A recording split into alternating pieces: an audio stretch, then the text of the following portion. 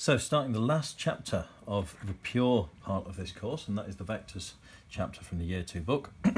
Now what might be a bit obvious, but the first thing to do is make sure you know the vectors chapter from the Year 12 book.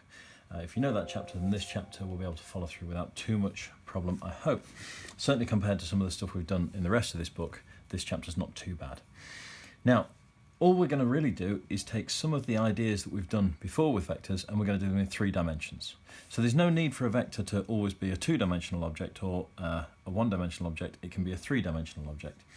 And we can picture that like this. Instead of having our x-axis and y-axis and just thinking about a flat plane, we can think about an x and y-axis at 90 degrees to each other on a flat plane and then a z-axis popping up out of the plane. So it would be if we got an x-axis and a y-axis there, and the z-axis would be coming up towards you out of this page. Okay, so there's our z-axis, x, y, and z pops up. So here's me sort of drawing that as a drawing so that we can look at it a bit more easily. But that's the idea. Okay, so x coordinate, y coordinate, then z coordinate. So if I've got something like, I'm even taking this particular number from the book, but that is 3, 2, minus 1 means 3 in the x direction, 2 in the y direction, minus 1 in the z direction. So that would be down on this diagram. Okay, so 3 across, 2 in the y direction, and then 1 down. Now I'm sure you've met that sort of idea before, right? A 3-dimensional thing. So there's a coordinate in 3-dimensional space. So a vector in 3-dimensional space would just look like, I don't know, 7, 4, 3, 7 across, 4, 7 in the x direction, 4 in the y direction, 3 in the z direction. And in the same way as if I had a vector, I don't know, 3, 2, that would be 3 across and 2 up, wouldn't it? So that would be a line like that.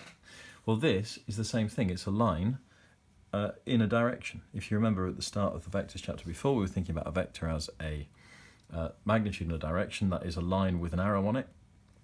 Well, in this case, we still have a line with an arrow on it, but it goes 3 across, 4 up, and 7 kind of out from the page. So it would be the line from my finger to the tip of this pen. Okay, so now these lines, we can't always picture them very easily or draw them very easily on a page because they're 3-dimensional things, but we can still study them mathematically. Okay, and the first thing we're going to do then, in fact the only thing really that we do in exercise 7a, is look at the distance between 2 points. And the distance between 2 points is, well, in 2-dimensional vectors, if we've got a, b, c, d, the distance between those 2 points is the distance between a and c squared plus the distance between b and d, the distance between b and d squared, and then square root the whole lot. Okay, and it's just Pythagoras theorem, isn't it? If you remember, that's the way we did it. And if you don't remember, pop back and have a look.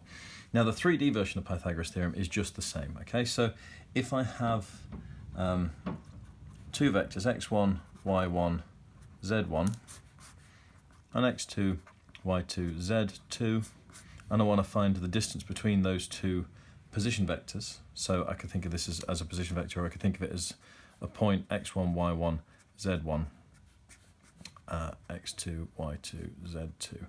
So if I want to find the distance between those 2 points, or the points with these 2 position vectors, then I find the distance between the x-coordinates, the distance between the y-coordinates, the distance between the z-coordinates, x1 minus x2, y1 minus y2, z1 minus z2, and I take all of those distances, I square them, I add them up, and I square root. Okay, and so it's just Pythagoras theorem but in 3 dimensions. So that is the distance between 2 points. All right.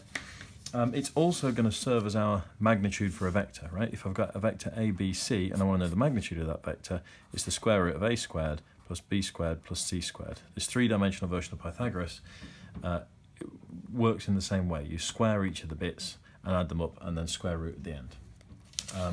Now, that's enough really for exercise 12a, but let's just pause and think of a couple of things there. First of all, we can prove that that's the case by considering a cuboid like this. Now, if you think about it, what we're trying to do here is, if this is x, this is y, so this distance is y, this distance over here is x, and this height is z, then the x, y, z is Maybe it will help if we have a different colour here. X, Y, Z is that line there that goes from this bottom corner to this top corner here. And to find that, we're going to consider this, which is the line that goes from this point here to this point here. So the sort of, if you imagine this as a box, this is a stick lying flat in the box, this is a stick that will just fit in the box from corner to corner, okay? So this distance here, if we look at this triangle, you can see that that is the square root of x squared plus y squared by Pythagoras' theorem. And then if I consider this triangle here, so I'll draw this triangle out, the one that I need. It's that length there is this length here. This height here is z. That's the length that we're trying to find. And this distance along the bottom is the square root of x squared plus y squared. So the square root of x squared plus y squared, and then squared, is x squared plus y squared plus z squared, and then square root it to find that length. So there's the sort of proof that that 3D version of Pythagoras works, first of all. And you maybe remember that from GCSE questions where you had to do that sort of thing, or three-dimensional Pythagoras questions. By the way, it's a very windy day and I've got a slightly rattly window in this room, sorry if you can hear that. And the other thing to think about is we've just said, so let's just take the idea of a magnitude of a vector. In 2 dimensions it's a squared plus b squared and then square root it. In 3 dimensions it's a, b, c, so it's a squared plus b squared plus c squared and then square root it. Well, we've got 2 dimensions, we've got 3 dimensions. If we have 4 dimensions, then the vector would be a, b, c, d. Now, if we're looking at a 4-dimensional thing, we can't picture it, we can't draw it, we can't make a model of it because we live in a 3-dimensional space. Now, mathematically though, we can carry on this pattern, can't we? We can have 4 numbers in a row, with the first one, a second one, a third one, and the fourth one. You know, if you think about 2 coordinates or two components of a vector, all that's important is that there's a number on the top, there's a number on the bottom, and we know which one's on the top and which one's on the bottom. Well, with a 4-dimensional thing, we've got 4 numbers. We need to know which one's first, which one's second, which one's third, which one's fourth. And we could say, well, let's define the magnitude of that to be a squared plus b squared plus c squared plus d squared, and then square root the whole lot. So that can be our definition of the size of a 4-dimensional vector, okay? And we can then think of, you know, if we had 2 4-dimensional vectors, we could find the difference between the first coordinates, the difference between the second coordinates, the difference between the third, the difference between the fourth coordinates, square those differences, add them up, and then square root the whole answer, and we can find the distance between 2 4-dimensional points. So we can start doing maths in more than 3 dimensions. And the way we do it is we just take the ideas from these vectors. So how do we find the magnitude of a vector? You square each of the components, add them up, and square root it.